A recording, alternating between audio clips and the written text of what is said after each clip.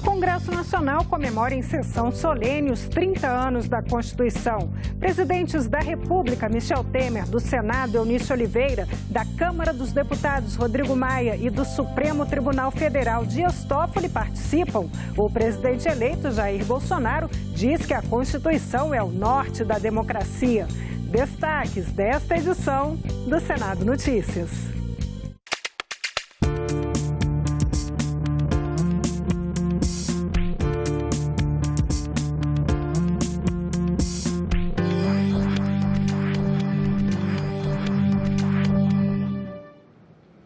Olá, boa noite. Terminou agora há pouco a sessão plenária do Senado Federal. Quem acompanhou as votações foi a repórter Karine Beluso, que vai dar ao vivo os detalhes das votações. Boa noite, Karine. Quais foram os destaques da ordem do dia? Boa noite, Eni. O plenário aprovou a garantia de prioridade aos gastos com saúde, educação e segurança na execução orçamentária. Isso quer dizer que, caso não haja recursos para cobrir todas as despesas obrigatórias, as ações e os serviços nesses 3 setores terão preferência.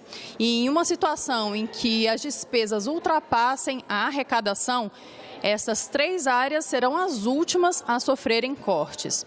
Os senadores também aprovaram 2 empréstimos, um no valor de $100 milhões do Banco Interamericano de Desenvolvimento, o BID, para João Pessoa, e outro no valor de $60 milhões e $700 mil da Corporação Andina de Fomento para Salvador. Essas foram as principais aprovações na ordem do dia do Senado. Mais cedo, senadores e deputados estiveram reunidos em uma sessão conjunta do Congresso Nacional para a votação de vetos presidenciais e de outros projetos. Mas, por falta de quórum, o presidente Eunice Oliveira teve de suspender a sessão, que tem previsão para ser retomada nesta quarta-feira, às 15h. Voltamos ao estúdio. Obrigada, Karine, pelas informações. Promulgada em 1988, a Constituição Federal completou 30 anos no dia 5 de outubro. A comemoração ganhou sessão solene no Congresso Federal nesta terça-feira. Personalidades do meio político e do judiciário estiveram presentes para celebrar a Carta Magna.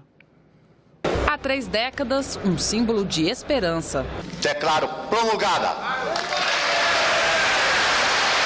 o documento da liberdade, da dignidade, da democracia, da justiça social no Brasil. Que Deus nos ajude que isto se cumpra. Foram 20 meses de intensos trabalhos. Participaram deputados, senadores, cidadãos e entidades da sociedade civil. E aí, com a promulgação da nova Constituição, nascia um Brasil diferente.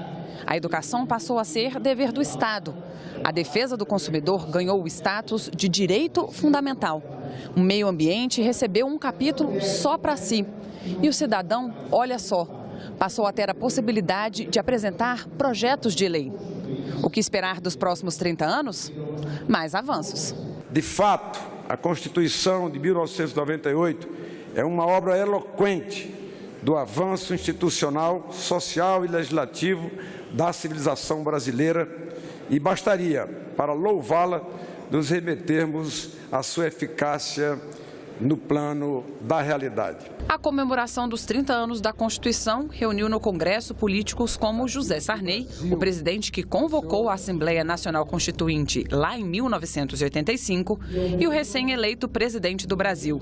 Em discurso improvisado, Jair Bolsonaro prometeu governar tendo a homenageada como norte. Vamos continuar construindo o Brasil que o nosso povo merece. Temos tudo para sermos uma grande nação. E a união de nós, que no momento estamos aqui ocupando cargos chaves na República, podemos sim mudar o destino dessa grande nação. É hora de celebrarmos, poderes da República e sociedade civil, um grande pacto nacional para junto trilharmos um caminho na busca por reformas fundamentais que precisamos enfrentar. Destaco 3 que serão desafios imediatos para o futuro imediato.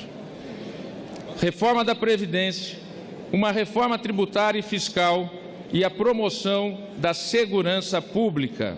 A Constituição é um instrumento fundamental para a nossa democracia, mas como um corpo vivo ela vai se renovando, né? A cada ciclo. Acho que a gente tem um Estado que está ficando um Estado inviável. Então as reformas são decisivas para que a gente possa, nesse novo ciclo da política que saiu das urnas, a gente possa abrir um novo ciclo para o Estado brasileiro. Agora, mais do que nunca, no momento presente, no momento que nós precisamos pacificar as ruas, unificar o país e apresentar uma pauta propositiva, uma pauta que realmente resolva os problemas mais pedestres do cidadão, de segurança pública, de saúde, de educação, de geração de emprego e renda, mais do que nunca ela vai ser chamada à sua responsabilidade. Mais do que nunca, todos nós, presidente da República, senadores, deputados ou quem quer que seja, vamos ter consciência de que nesses momentos de crise, em que a Constituição é e tem que ser o nosso guia. Em seu pronunciamento, o senador Eunício Oliveira enfatizou a importância do respeito à Constituição para a preservação da democracia. Primeiro a falar na sessão comemorativa desta terça-feira, o presidente do Congresso recordou a efervescência dos debates na elaboração da Constituição de 1988. Eunício Oliveira lembrou os corredores cheios do Congresso durante a Assembleia Nacional Constituinte. Quem participou costuma lembrar com entusiasmo daquele maravilhoso momento da história do Brasil. Os corredores desse Congresso Nacional fervilhavam de brasileiros e brasileiras, de todas as profissões, de todas as raças, de todas as cores, de lugares e de classes sociais diferentes de todo esse país.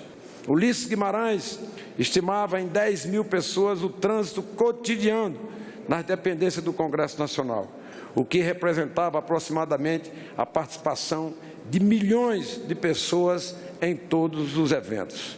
Foi assim que o povo brasileiro, ao cruzar as portas do Congresso Nacional, fez dele, de fato, e mais do que nunca, a casa do povo brasileiro. Para o presidente do Congresso Nacional, os números por si só dão a dimensão do que foi o trabalho dos constituintes. Os anseios da sociedade se materializaram em 122 emendas populares, apoiadas por mais de 12 milhões de assinaturas e em mais de 71 mil sugestões enviadas ao Congresso Nacional pelos Correios. A necessidade do respeito absoluto à Constituição foi lembrada pelo presidente do Senado em seu pronunciamento. As constituições refletem o momento histórico em que elas nascem.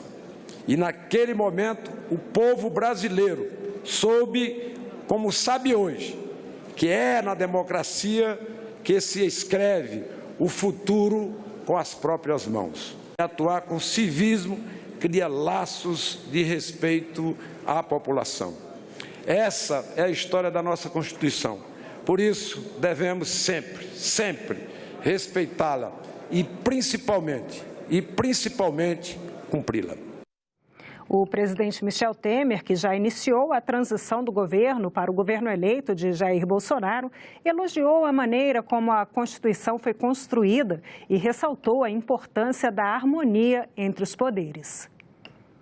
Michel Temer, que foi deputado constituinte, lembrou a participação popular na elaboração da Carta de 1988. Eu me recordo da grande agitação, Antônio Jesus, que havia aqui na Constituinte, o povo todo ingressando pelo Congresso Nacional, o povo todo, todos os setores da nacionalidade, Maria Badia, trazendo para o interior do Congresso Nacional as suas reivindicações, e reivindicações que eram filtradas e acolhidas. Também comentou a eleição do presidente Jair Bolsonaro. Nós não somos titulares do poder. Titular do poder é o povo que no dia 7 de outubro foi às urnas e elegeu Jair Bolsonaro, elegeu deputados e senadores. Fez considerações sobre a divisão dos poderes e desejou longa vida à Constituição. Nós estamos aqui recordando a Constituição de 88, mas não recordando-a para esquecê-la. Ao contrário, recordando-a para preservá-la e fazer com que daqui a 70 anos estejamos todos aqui comemorando o centenário da Constituição de 88. E o presidente do Supremo Tribunal Federal, ministro Dias Toffoli, disse que a Carta de 1988 representou um passo decisivo para a construção de um novo país. Para o presidente do STF, ministro Dias Toffoli, a Constituição representou o compromisso com a construção de um novo país. Representou, mais do que um rompimento com a ordem anterior, um compromisso como a instauração de um novo país. Ele destacou ainda que o texto elaborado pelos constituintes é destinado a promover a convivência das diversas aspirações sociais.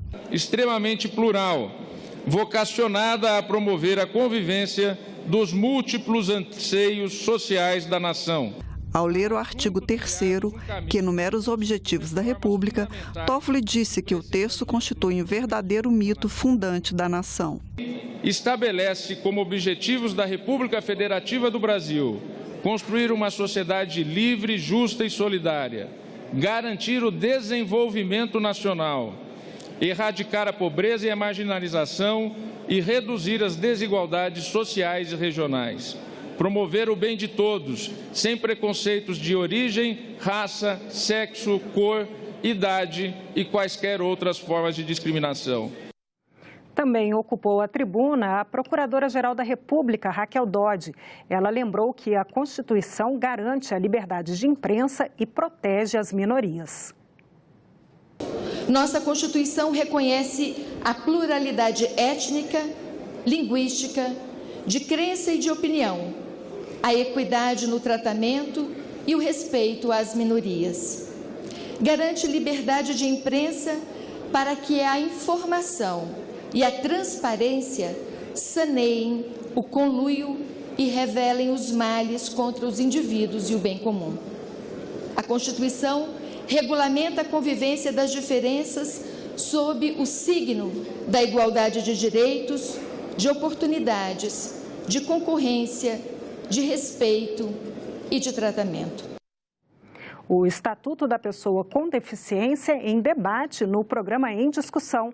Uma audiência pública na Comissão de Educação discutiu o papel daquele profissional que, junto com o professor em sala de aula, atende às necessidades desse aluno especial. No Senado, há um projeto de lei que altera a Lei Brasileira de Inclusão para deixar mais transparente as atribuições do apoio escolar às crianças com deficiência. Olá! A educação inclusiva é uma necessidade, mas ainda não é uma prioridade. Nós já temos o Estatuto da Pessoa com Deficiência, mas o atendimento da criança em sala de aula precisa avançar. Com 14 anos na área, eu vejo que muitas pessoas despreparadas, mas não despreparadas de conteúdo, despreparadas mesmo na humanização do atendimento dessa criança, desse adulto. Cadeiras que são dadas com legislações e mais legislações e mais legislações, sem nenhuma referência à prática educacional inclusiva. O Brasil da inclusão é um Brasil muito recente, né? Nós estamos ainda engatinhando. Eu sei sim a dificuldade e os problemas seríssimos que essas pessoas e seus familiares passam. O Senado está debatendo o projeto de lei que faz ajustes na Lei Brasileira de Inclusão. As novas funções do profissional de apoio escolar. Quem é ele, o que faz, quantos são? É isso, no Em Discussão. E nós ficamos por aqui. Você pode rever as reportagens desta edição na nossa página na internet, senado.leg.br/TV. Muito obrigada pela companhia. Continue sintonizado aqui na TV Senado.